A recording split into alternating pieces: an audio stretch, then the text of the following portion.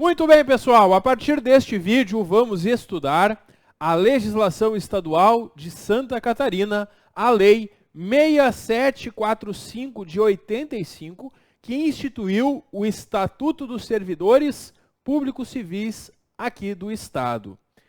A Lei 6745, ela rege os direitos dos servidores dos três poderes do Estado. Lembrando que os três poderes do Estado são o Poder Executivo, que é o governo do Estado e suas secretarias estaduais, autarquias e fundações. O Poder Legislativo, que nós temos no Poder Legislativo a Assembleia Legislativa Estadual. E o Poder Judiciário. Os três poderes, os servidores dos três poderes são regidos por esta lei, assim como do Tribunal de Contas, que faz parte do Poder Legislativo também. Servidores do TCE de Santa Catarina são regidos também por esta lei. Então, nesta lei, nós vamos estudar os direitos que você que está me assistindo terá como servidor ou servidora do Estado de Santa Catarina, seja qual for o Poder Judiciário, Executivo, Legislativo, todos são regidos por esta norma. Bom, inicialmente, esta norma ela vai conceituar quem é funcionário público, dizendo que funcionário público, que cá entre nós é um termo um pouco antigo, atualmente se usa a expressão na prática servidor público, mas a lei ainda usa funcionário. O funcionário é a pessoa investida em cargo público, ou seja, quem que não é funcionário para os efeitos desta lei? Quem não está em cargo público. E quem é que não está em cargo público? O empregado público, por exemplo, que é regido pela CLT. Ou aquele contratado temporariamente, que faz um processo seletivo, o temporário, por excepcional interesse público, esse também não é servidor. Não é funcionário. Então, se a banca perguntar na tua prova, quem é funcionário público? Tu vai ter que marcar a resposta que diga a pessoa investida em cargo público. Mas o que é um cargo público, professor? O cargo público, que você que está me assistindo vai ocupar, ele tem algumas características. E essas características também podem ser objeto de alguma pegadinha na prova, trocando alguma delas. Olha só, eu fiz este quadro mostrando, separando elas por categoria. Primeira característica, o cargo ele é criado em lei. Tem que ter uma lei para criar um cargo. Não pode ser por um decreto. Por exemplo, se o governador do estado quer criar novos cargos, ele tem que mandar um projeto de lei para a Assembleia e só se os deputados estaduais aprovarem este projeto que isso será uma lei e os cargos serão criados. Os cargos, eles podem ser efetivos ou em comissão. Como assim? Fiz este mapinha mental para explicar para vocês. Cargo efetivo é esse que você vai conquistar passando no concurso público. Aí você vai fazer um estágio probatório de 3 anos, concluídos os 3 anos, você é estável, e aí é muito, muito difícil que você venha a perder esse cargo. Já o cargo em comissão, o CC, ele não faz concurso, porque a Constituição Federal estabelece que os cargos em comissão para aquelas funções de direção, chefia e assessoramento são de livre nomeação, mas também livre exoneração. Tão fácil como ele entra, ele pode ser mandado embora também, porque o CC não tem estabilidade. A qualquer momento ele pode ser exonerado. Os cargos públicos são criados em número certo. Quando você abre a lei do plano de cargos de cada órgão, de cada entidade, você vai encontrar lá a quantidade de cargos criados para cada categoria funcional. Os cargos têm denominação, função e vencimentos próprios. Claro, você se inscreveu agora nesse edital de concurso para um cargo que tem uma nomenclatura, uma denominação. Na lei desse cargo está descrita a função, o que faz quem ocupa esse cargo e também o vencimento, o valor que vai ser pago. E é claro, o cargo público ele tem pagamento pelo erário estadual. Quem é esse tal de erário estadual? São os cofres do Estado, os cofres públicos estaduais. Muito bem, então é isso que nós temos na conceituação de funcionário e de cargo público, e isso aqui já pode ser objeto de alguma questão na tua prova. Bom, vamos seguindo. Eu coloquei aí um quadrinho também para vocês lembrarem que o cargo efetivo é esse que tu conquista por concurso e o cargo em comissão é aquele de livre nomeação e livre exoneração. Bom, sobre a regra dos cargos, os 3 parágrafos vão trazer algumas regrinhas. Primeiro, os cargos de provimento efetivo, aqueles que você ocupa passando em concurso, eles são agrupados em quadros. Tem o quadro de cada entidade, de cada órgão. E a criação vai obedecer os planos de classificação que leis especiais vão definir. A análise e descrição de cada cargo, do que faz o ocupante de cada cargo, vai estar na lei que cria ou transforma esse cargo. E na análise e descrição, tem alguns elementos que devem constar. Todas as leis que descrevem cargos devem colocar no cargo o nome do cargo, a denominação, o código, atribuições e responsabilidades de quem ocupar, condições para o provimento, se o cargo é de nível médio, se é de nível superior, se precisa de CNH, se precisa de registro no conselho profissional, critérios de habilitação e requisitos qualificativos. Tudo isso deve pelo menos constar na descrição de cada cargo criado aqui no estado de Santa Catarina. Bom, o artigo 3º prevê que é vedado, é proibido atribuir ao funcionário outros serviços além daqueles inerentes já do cargo que é titular, exceto quando designado por gratificação para exercer uma função de confiança ou entregar grupos de trabalho ou estudo criados pela autoridade competente e também comissões legais. Bom, aí nós temos no parágrafo 1º que entende-se por função de confiança uma situação transitória criada por um ato administrativo e cometida a funcionário público estadual mediante livre escolha para desempenho de atribuições regimentais. Vamos traduzir isso aqui, pessoal. Olha só, o que é essa função de confiança? É a famosa função gratificada. Como é que funciona isso? Você faz o concurso agora e você passa e você está ocupando um cargo lá, por exemplo, com vencimento de R$4.000. E aí, você é designado para uma função de confiança, uma função de chefe do setor. Além dos 4.000, você recebe mais 2.000, por exemplo. E aí você está ganhando no fim do mês R$6.000. 4 do cargo, 2 dessa função. Essa função é de livre nomeação. Então, se é no executivo, por exemplo, o governador escolhe a pessoa para ocupar a função e a qualquer momento também pode destituir. É isso, então, que nós temos como função de confiança. E o artigo 4º nos traz que é proibida a prestação de serviços gratuitos ao Estado. Até para evitar fraudes, ninguém pode, então, ter um contrato ou uma situação de prestação de serviço gratuito para o Estado. Bom, vamos agora para o título 2, que fala sobre a admissão ao serviço público. E claro, nós temos que fazer concurso, claro, para os cargos efetivos tem que ter concurso, e é por isso que a gente está aqui estudando. Então, depende sempre de concurso, exceto o cargo em comissão, que o cargo em comissão não tem concurso e é só para aquelas funções de direção, chefia e assessoramento. Bom, o concurso público, a gente tem que entender que essa lei é de 1985, uma época que não se pensava em internet. Então, para garantir publicidade, eles criaram uma regra que tinha que ser feita a publicação 3 vezes, 3 publicações do edital em órgão oficial, com ampla divulgação e um prazo mínimo de 30 dias para inscrição. O concurso não pode sair com um prazo de inscrições menor do que 30 dias, portanto. As normas gerais vão ser colocadas em um regulamento e no edital do concurso devem constar instruções especiais em razão do cargo para inscrição e tudo mais. Quando for um concurso de provas e títulos, que é aquele concurso que além dos pontos da prova escrita, você também faz pontos por títulos que você apresenta, como uma pós-graduação, por exemplo. E aí quando o concurso tem por provas e títulos, a nota final é com uma média ponderada. E o peso dos títulos não pode ser maior do que a metade das provas. Claro, para evitar que o concurso seja direcionado e para que alguém que tenha os títulos saia muito na frente, eles estabelecem esse limite máximo de pontuação de títulos, deixando todos os pontos restantes pela prova realmente lá escrita. Pessoal, requisitos básicos para ingressar em cargo público. Aqui nós temos uma pegadinha que as bancas adoram fazer, que é a nacionalidade brasileira.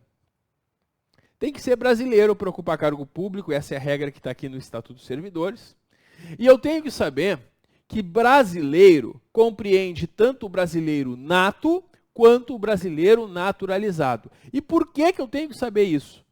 Porque lá na Constituição Federal, no artigo 12, parágrafo 3º, tem uma lista de cargos que são privativos de brasileiro nato. Nenhum deles está aqui no estado de Santa Catarina. Não, são cargos de presidente da República, diplomata, ministro do STF, presidente da Câmara, presidente do Senado.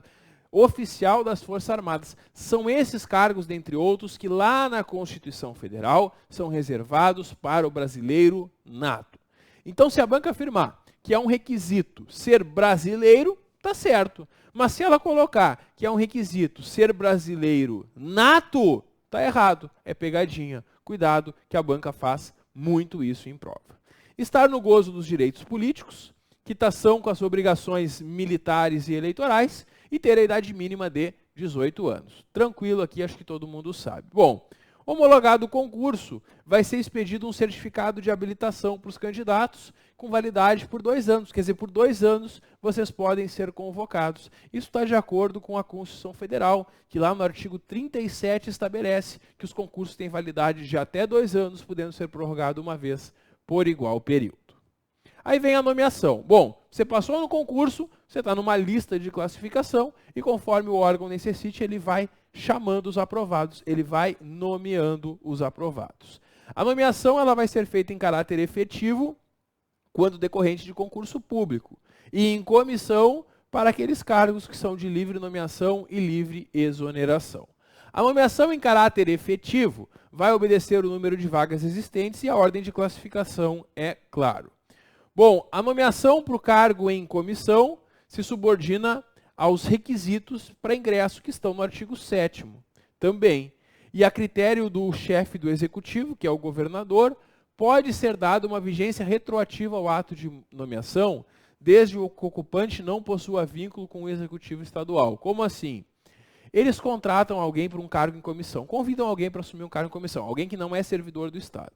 E eles dizem, pode começar amanhã? Posso. E a pessoa já começa a trabalhar. Só que esse ato não é publicado hoje. Ele é publicado daqui a 15 dias. E quando ele é publicado retroativamente. Porque essa pessoa que começou a trabalhar hoje já vai receber quando sair a nomeação. Então, é permitida, é possível a nomeação com caráter retroativo para o cargo em comissão, para o CC, desde que ele não seja servidor do Estado. Se ele for servidor do Estado, não será possível essa nomeação retroativa que volta no tempo. Bom, e depois da nomeação nós temos a posse. Pois é, tu é nomeado e aí tu vai ter um prazo para dizer se tu aceita o cargo. A posse, então, ela é o ato pelo qual o nomeado manifesta pessoal e expressamente sua vontade e aceita a nomeação e inicia o exercício das funções. Então, na posse, tu vai dizer, eu quero ocupar esse cargo e também posso, porque na posse que tu vai comprovar que tu preenche os requisitos para ocupar esse cargo. Bom, qual é o prazo de posse aqui no estado de Santa Catarina? Porque esse prazo muda em cada estatuto dos servidores. Aqui no estado vai ser de 30 dias, prorrogável por mais 30 dias. E se nesse prazo o servidor não tomar posse, é tornada sem efeito a nomeação, ou seja, perdeu o cargo e eles vão chamar o próximo lá da lista do concurso. Bom, estágio probatório. Passou no concurso, foi nomeado, tomou posse, você vai entrar em estágio probatório de 3 anos. Por 3 anos você vai trabalhar e vai demonstrar que é um bom servidor. E demonstrando que você é um bom servidor, você vai adquirir a estabilidade. Quais são os requisitos básicos que são avaliados durante o estágio probatório? São esses 4. E a banca pode formular uma questão com eles, misturando eles com algum outro. Então, memoriza. Durante o seu probatório, você será avaliado pela sua idoneidade moral, pela assiduidade e pontualidade, quer dizer, está indo trabalhar todos os dias, está chegando no horário, a disciplina, que é a observância de normas gerais, e a eficiência, que está ligada à produção, ao seu trabalho produzir os resultados esperados. A verificação desses requisitos é feita por uma comissão de estágio probatório. Essa comissão vai ter no mínimo 3 membros, 3 servidores designados pelo órgão. É suspensa a contagem do probatório se o servidor está afastado a qualquer título, exceto férias e cargo em comissão com atribuições ligadas ao cargo efetivo. Então é o seguinte, se você está licenciado, está afastado, está doente e não está trabalhando, para o probatório, suspende, ele para de contar. E aí quando você volta, continua de onde parou. Então, se durante os 3 anos do probatório, o servidor fica 3 meses afastado por licença-saúde, Quando chegar lá no fim dos 3 anos, ele ainda não completou o probatório, porque nesse período que ele esteve, nesses 3 meses que ele esteve de licença saúde, o probatório ficou suspenso. E ele vai ter que trabalhar e ser avaliado mais 3 meses para completar o probatório. E quando que não? E é isso que eles podem perguntar. Quando que não suspende o probatório?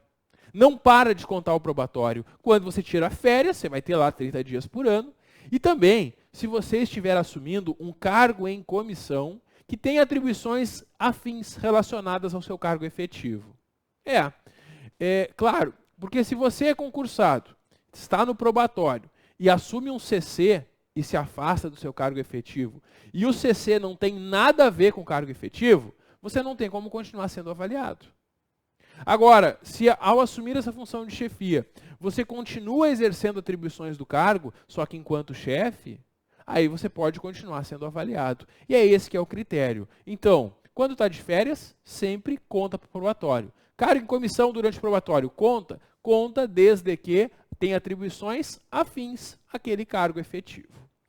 E o governador, o chefe do executivo, regulamenta, claro, na sua esfera, na esfera dos servidores do executivo, como que funciona essa avaliação. Quando o funcionário em estágio probatório não preencher os requisitos, cabe à comissão de estágio probatório concluir o processo de acompanhamento de desempenho destinado à exoneração do nomeado. Cuidado, pessoal. Quem não passa no probatório não é demitido, é exonerado. Quando chegar a vacância, nós vamos estudar que existe a exoneração, que é uma saída, digamos, normal do cargo, e a demissão, que é a perda do cargo como penalidade disciplinar. Pois é. E se a banca afirmar na sua prova que o servidor que não passa no probatório é demitido, isso está errado, porque ele não é demitido, ele é exonerado. Cuidado com isso.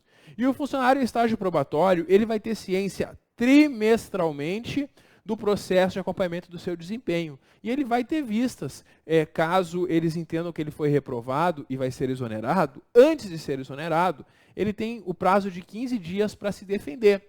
O prazo de 15 dias para tentar convencer a comissão que ele não deve ser exonerado, porque ele é um bom servidor.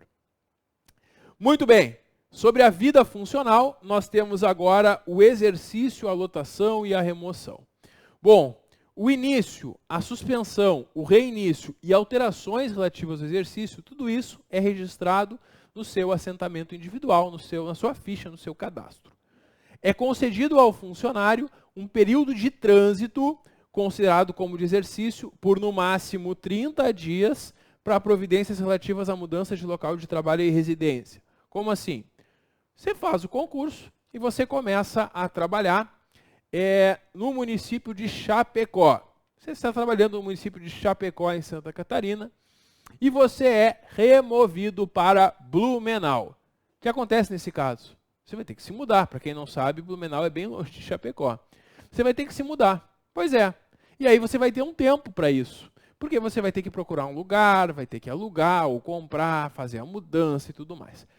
Você tem um prazo de 30 dias para aparecer lá em Blumenau para trabalhar. É o chamado período de trânsito, até 30 dias, no máximo 30 dias, portanto. Bom, além das hipóteses legalmente admitidas, o funcionário pode ser autorizado a afastar-se do exercício com prazo certo de duração e sem perda de direitos para elaboração de trabalho relevante, técnico ou científico. E para a realização do serviço, missão ou estudo fora do sede funcional ou não, para frequentar curso de pós-graduação, para conclaves considerados de interesse para o cargo com ou sem incumbência de representar, e também para representar o município, estado, o país em competições desportivas oficiais, no caso de atletas. O funcionário estável, aquele que já concluiu o estágio probatório, pode ser posto à disposição para prestar serviços técnicos ou especializados em âmbito federal, estadual ou municipal e autarquias, quer dizer, pode ser cedido com ônus para o Estado. É que às vezes o Estado pode fazer uma parceria com o governo federal, com a prefeitura, e pode ceder, emprestar servidores seus, colocá-los à disposição para trabalhar em outro órgão. E o afastamento do funcionário desde o ocupante de cargo efetivo para o mandato legislativo municipal, mandato de vereador, prefeito, só vai ocorrer quando a representação deva ser exercida em local diverso da sua sede funcional ou incompatibilidade de horários. É a ideia do vereador. Porque olha só, Quando o servidor, imagina um servidor estadual que reside e trabalha num município no interior do estado, um município não muito grande. Ele é eleito vereador e a Câmara de Vereadores tem uma sessão por semana, de noite. E ele trabalha manhã e tarde, de segunda a sexta. Ele consegue conciliar. Ele consegue trabalhar como servidor e exercer a vereança. Nesse caso, trabalha nos dois, recebe nos dois.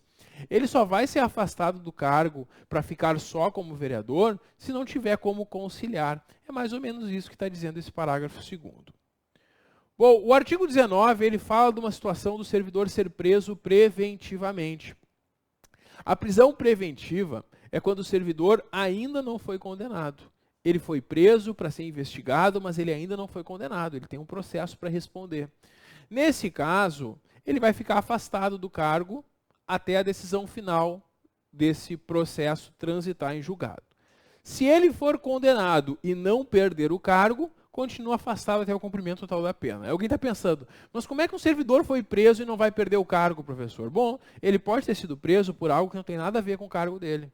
O fato de ser condenado por algum crime não faz com que o servidor perca o cargo, a não ser, é claro, que esse crime esteja relacionado com o cargo, como, por exemplo, um crime de corrupção, um crime contra a administração pública, mas se não, ele vai ficar afastado enquanto estiver cumprindo a pena.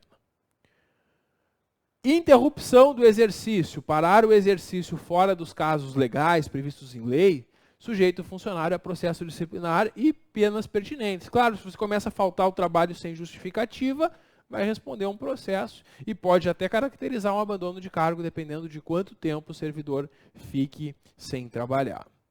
O funcionário deve ter exercício, deve trabalhar no órgão que estiver lotado, é claro. Lotação é o lugar onde você é colocado para trabalhar. E a lotação pessoal do servidor, na nomeação, já é determinada.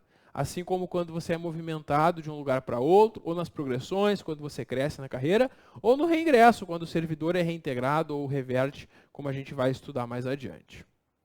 Bom, deslocamento do funcionário, quando muda o seu lugar de trabalho de um órgão para outro, sem mudar a sede funcional, se dá por um ato de remoção. Processando-se a pedido, você pode pedir a remoção de um setor para outro. Por permuta, você pode pedir para trocar com outro servidor, ou no interesse do serviço, que é quando o órgão que faz a sua remoção. Pois é, e aí tem uma série de regrinhas sobre a remoção, e o mais importante sobre a remoção é que sempre que possível, se um casal de funcionários vai passar por remoção, é que os dois fiquem no mesmo lugar, preservando a unidade familiar. Então, se existe um casal de servidores públicos estaduais, eles sempre vão tentar manter os dois no mesmo lugar, claro, para que eles possam ter a vida em comum. E na remoção por interesse do serviço público, que é quando o órgão muda o teu local de trabalho sem que tu tenha solicitado, tem algumas regras a serem observadas.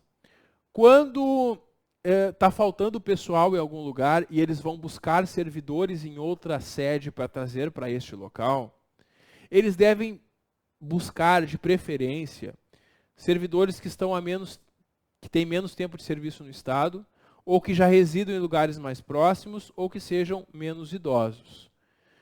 Nos demais casos de remoção, depende de recomendação exarada em processo realizado por uma comissão com 3 funcionários estáveis. E nesse caso, o funcionário não pode ser removido antes de 2 anos. Essas são algumas regrinhas que eles colocam para as remoções, portanto.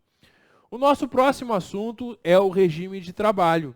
Nós temos então o capítulo 2, que trata do regime de trabalho, iniciando com a jornada de trabalho, que é de 40 horas semanais, cumpridas em dias e horários, a não ser que tenha uma outra carga horária prevista. Se no edital do teu concurso diz 30 horas, você vai trabalhar 30 horas. Agora, se na lei e no edital não diz uma outra carga horária, em regra, os servidores estaduais vão ter uma carga horária de 40 horas semanais.